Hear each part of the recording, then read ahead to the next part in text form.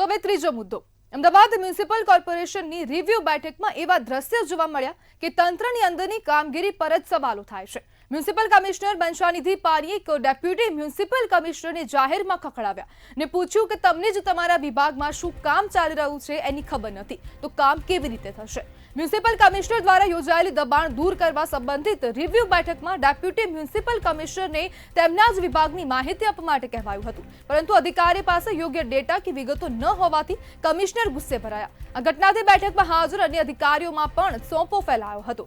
Commissioner પાનીની નારાજગી માત્ર એક વિભાગ પૂરતી મર્યાદિત નથી, લાઇટ વિભાગની કામગીરી અંગે પણ તેમણે અસંતોષ વ્યક્ત કર્યો અને અધિકારીઓને ચેતવણી આપી કે તમારી કચેરીમાં શું કામ ચાલે છે એની જાણકારી તમને હોવી જ જોઈએ। આ ઘટનાએ સ્પષ્ટ કરે છે કે મ્યુનિસિપલ તંત્રની અંદરની સિસ્ટમમાં જ ગડબડ છે।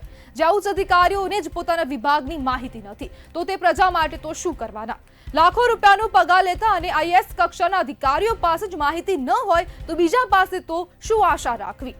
જે પ્રમાણેનો મામલો સામે આવી રહ્યો છે ને જેમાં મ્યુનિસિપલ કમિશનર એક ડેપ્યુટી કમિશનરને ખખડાવતા જોવા મળી રહ્યા છે, કારણ કે ડેપ્યુટી કમિશનરને પોતાના વિભાગમાં શું કામ ચાલી રહ્યું છે તે પણ ખબર નથી। જ્યારે કમિશનરે પૂછ્યું તમે મારા માટે કામ કરી રહ્યા છો ને આ ભર બેઠકમાં ડેપ્યુટી કમિશનરને ખખડાવવામાં આવ્યા છે। આઈએએસ કક્ષાના અધિકારી પાસે આવી અપેક્ષા નહીવત જોવા મળી રહી છે, ત્યારે એમસી અધિકારીમાં જ ગડબડ થતી હોય તેવું લાગી રહ્યું છે ને મ્યુનિસિપલ તંત્રની અંદરની જે સિસ્ટમમાં જ ગડબડ છે, જે પ્રમાણે હવે અધિકારીઓ પાસે જ તેમના વિભાગમાં શું ચાલી રહ્યું છે તેની ખબર નથી તો બીજા પાસે તો શું જ આશા રાખવી।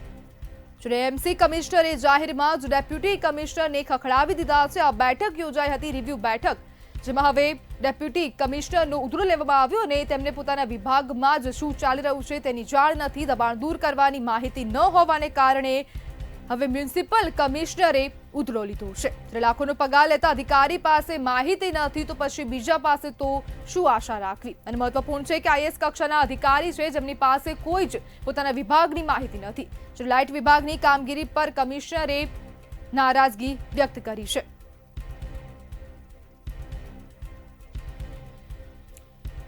સીએનસીડી અધિકારીઓને પણ ફિલ્ડ રિપોર્ટ આપવા માટે મ્યુનિસિપલ કમિશનરે સૂચના આપી છે।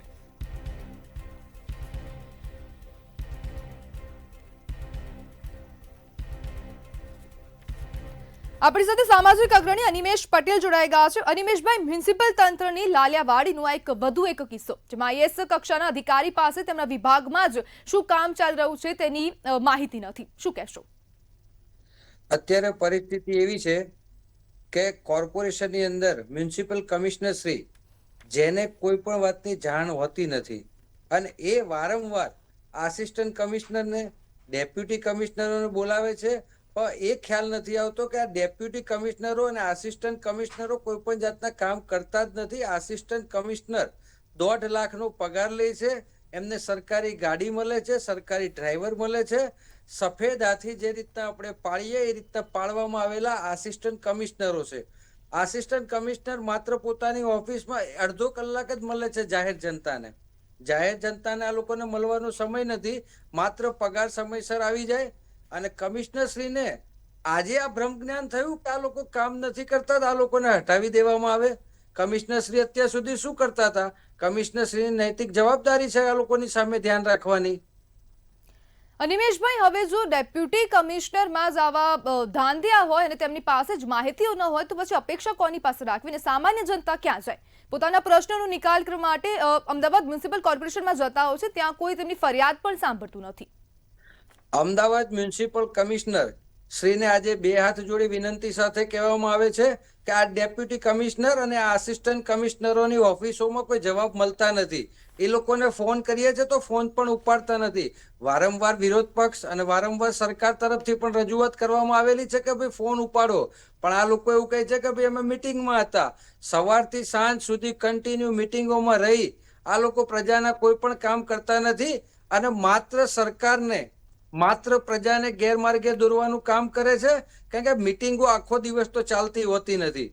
આ લોકો મિટિંગોના નામે પોતાના ઘરે હોય છે, પોતાના ફાર્મ હાઉસો ઉપર હોય છે, કા પોતાની કોઈ પ્રાઇવેટ ઓફિસો ઉપર બેઠા હોય છે।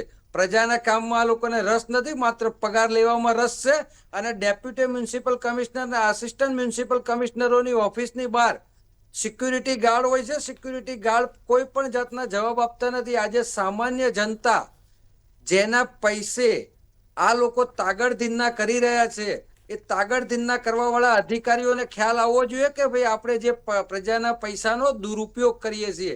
જે આપણને પગાર મળે છે, કામ કરવાનો મળે છે, પણ આપણે કોઈ પણ જાતના કામ કરતા નથી. આવનારા દિવસોમાં આ જ જનતા, આ જ સામાન્ય પબ્લિક આ લોકોનો ઘેરો કરવા માટે તૈયાર છે. જી બિલકુલ, અનિમેશભાઈ જોડાવા બદલ આપનો આભાર. ત્યારે બેઠકમાં અન્ય અધિકારીઓમાં પણ સોંપો ફેલાઈ ગયો છે અને આ એમસી અધિકારીઓમાં જ હવે ગડબડ જોવા મળી રહી છે, જેના પુરાવા હવે અમદાવાદ મ્યુનિસિપલ કોર્પોરેશનમાંથી સામે આવ્યા છે.